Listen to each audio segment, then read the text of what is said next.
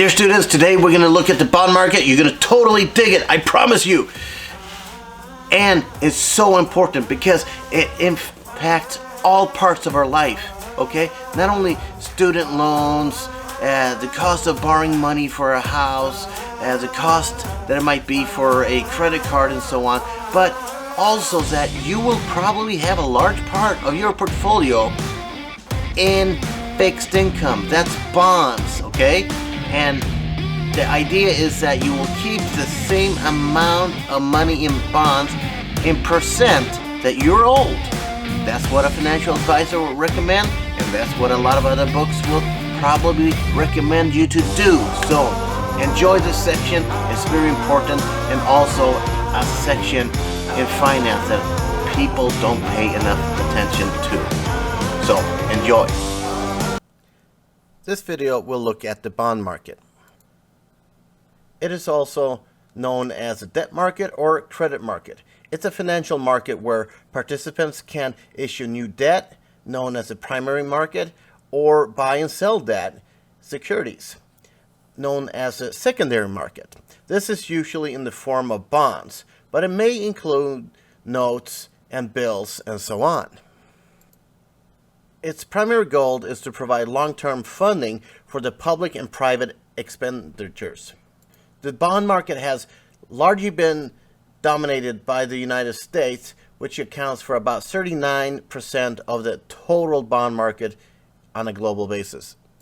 As of 2017, the size of the worldwide bond market, that's the total debt outstanding, was estimated to be about $100 trillion.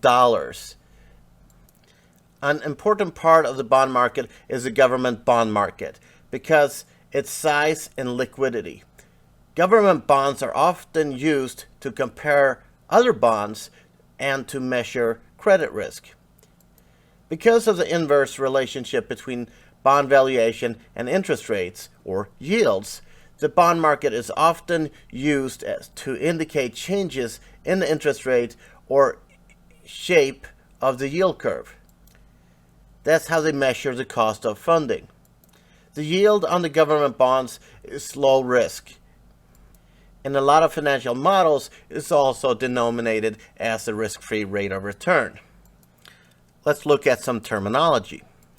Bonds are securities that obligates the issuer, also known as a borrower, to make specific payments, known as interest, to the holder, known as a lender, over a period of time, and par value is paid at maturity, which is also called principal. Plain vanilla bonds with a specific coupon rate and maturity and no options attached to them. That's called a plain vanilla bond. A zero bond is sold at a large discount from face value because there's no cash payments until maturity. Sometimes they will say it's a bullet payment. The basic terms of a bond are as follows. The face or par value, which is the amount of money borrowed in multiples of $1,000. The coupon rate is known as the interest. The maturity, that's how many time periods it is until it matures. The indenture is all the positive and all the negative clauses that are stipulated in the contract. Bonds can have different types of credit score. There's three main credit agencies, Moody's, S&P, and Fitch. And they have different types of description of what it means to be investment grade. A AAA is prime, and then you go to high, upper medium, and lower medium. And this is a very important line right here because a lot of bond funds and pension funds and insurance companies are only allowed to hold investment grade bonds. Anything below here is called junk. So there's very often where you can find great value in junk bonds because no one wants to buy it. For example, if you buy a bond that is tied to an oil well, well, if the company that owns the oil well is, say, ExxonMobil, we could assume that they would actually honor the bond payment, although it's tied up in a separate issue. But as soon as the oil price might increase and things are doing better, then it will probably get upgraded at some point. And if it does, it becomes investment grade again. And then suddenly there's a huge market that wants to buy that particular bond, and that's a way for you to make money. Naturally, it's a part of the junk rating because there's always a risk of default. And that means that you might not get your money back when you expect it to. The bond market is where interest rates are set. Typically, you can watch CNBC on television and see how they are reporting from Chicago, where they are reporting on interest rates. It's a very volatile market. Interest rates go up and down violently every day, every second. And these interest rates is how you quote things, and then you have to calculate the value of the underlying bond. But the interest rate that is quoted is also tied into mortgages, credit cards, savings account, money market, and all kinds of different types of financial products. When it comes to the mortgage rates, to the mortgage market, it's highly correlated to the 10-year Treasury note. For most parts, the bond market is either too complicated or too uninteresting for most individuals to consider paying it much attention. But if you do, one of the most important rules that you need to pay attention to is don't fight the Fed. See, you can't really compete or bet against someone that has his own money printing machine. Now, if you have a money printing machine, it's probably illegal. So, because the bond market is so important, the stock market will watch the bond market like a hawk. The reason for that is that a lot of stocks that are traded on Wall Street also has bonds. And since the bond market is paying attention to whether or not these companies will honor their debt obligations, it also forces the stock market to pay attention to the bond market as well. One place where you can find a lot of good information about not only stock issues or bond issues is FINRA. FINRA is Financial Industry Regulatory Authority, which is an independent, non-government organization that writes and enforces the rules governing registered broker advisors, known as broker-dealers, and registered investment advisors.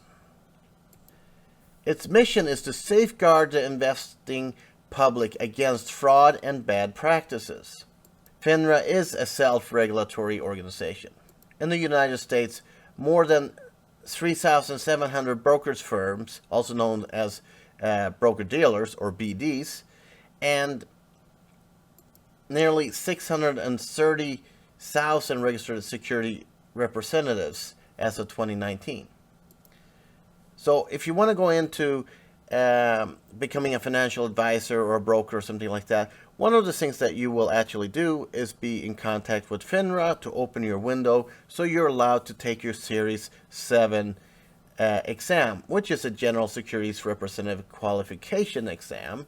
And sometimes if you're going into dealing with commodities, then you will take, for example, the Series 3, the National Commodities and Futures examinations.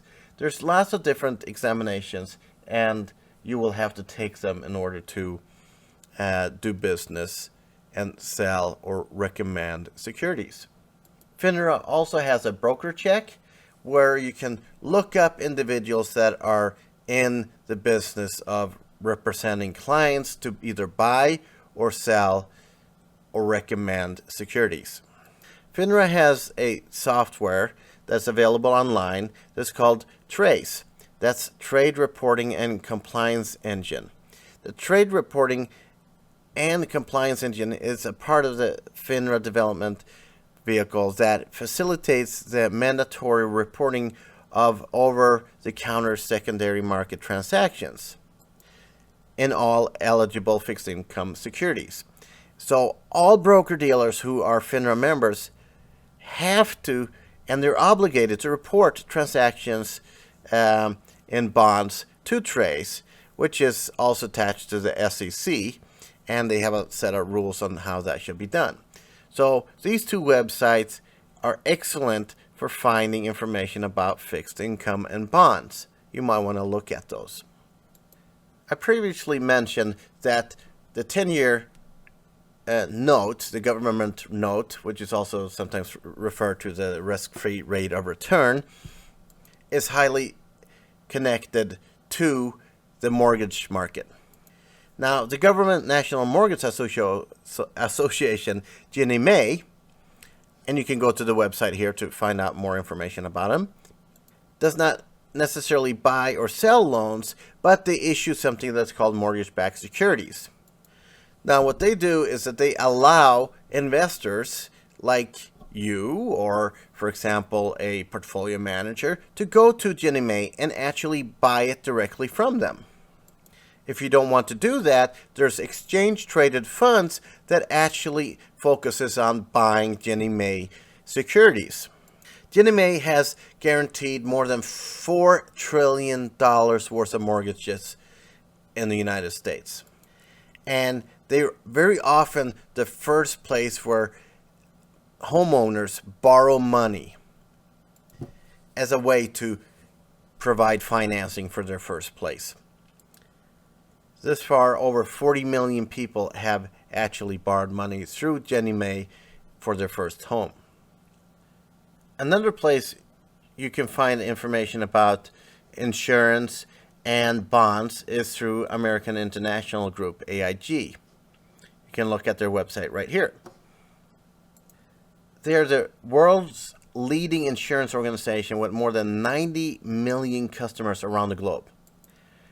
They not only offer insurance for casualty insurance, life insurance, retirement products, and mortgage insurance and stuff like that, but they're very huge when it comes to protecting private mortgages. So if you need to have mortgage insurance, AIG might be the ones providing it for you. Now, there's different types of risk. Default risk is the risk that the issuer will fail to satisfy the terms of the bond obligation with respect to the timely payment of principal and interest. Credit spread risks. Now, although the bond might not go bankrupt or fail to pay, there's a risk that the interest rates will change. And that's where the market is pricing in higher risks. And so that means that the value of the bond might decrease in value, mainly because the market expects more return given all the risks that are available out there. So that's why there's a possibility for bonds to both fall in value and also increase in value depending on the volatility of the bond market. Now, downgrade risk will be if a credit rating agency will lower the rating of the bond. Liquidity risk is that the investors have to sell the bond below its indicated value where the indication is relevant by a recent transaction. Well, inflation risk is very dangerous at times. Assume that you buy a 5% bond, but the interest rates are pricing in higher inflation, and that will cause your money not to be as much of value as it was before. So that means that your future cash flows will not be as worth as much money as you initially thought. Volatility risk is the risk that the price of a bond with an embedded option will decrease when the expected yield of volatility changes. An event risk occasionally happens when something weird happens in the market. And typically it's the interest rate or the principal payments that are in jeopardy.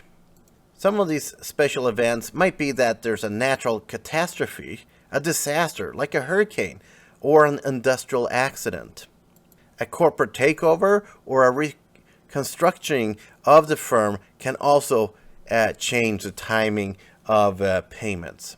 Every so often, we also have regulatory changes that will cause a bond to be changed or downgraded, and that causes a threat. Another risk is sovereign risk. It arises as a result of the actions of a foreign government might take, or even a domestic government. It could be that the government takes over the business or causes some sort of regulation that makes that business end up in default.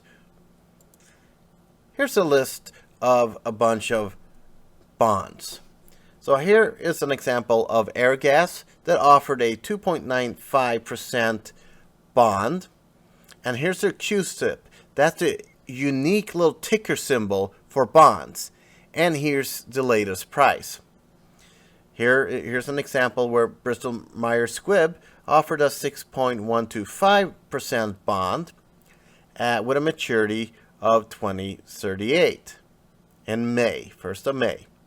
And they typically pay bi-monthly. Semi-annually. A bond that is based on a mortgage, like a mortgage-backed security, would pay monthly.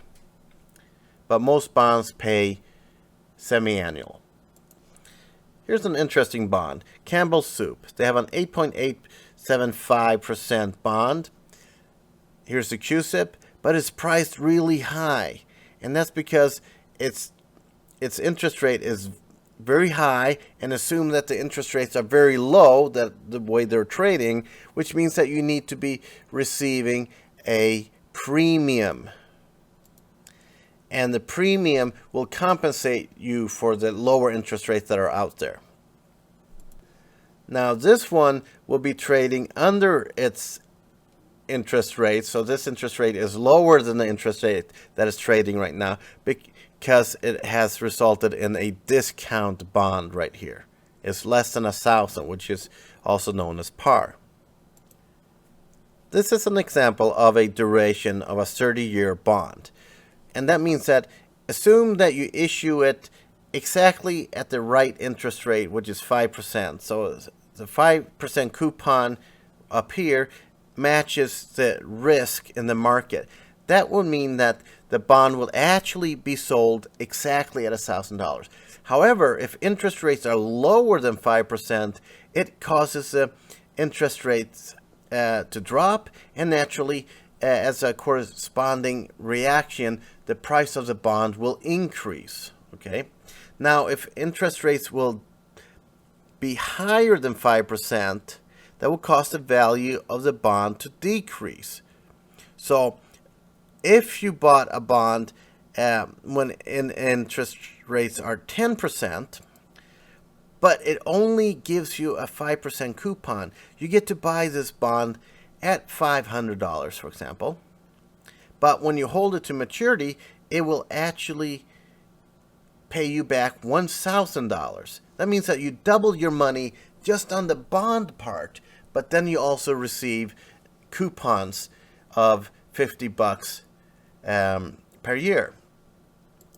Now, on the other hand, if you bought this bond, and like right now, where the Fed funds are almost at zero, that means that this bond might have to compensate for the 5% interest rate here by paying $2,500 to buy this bond.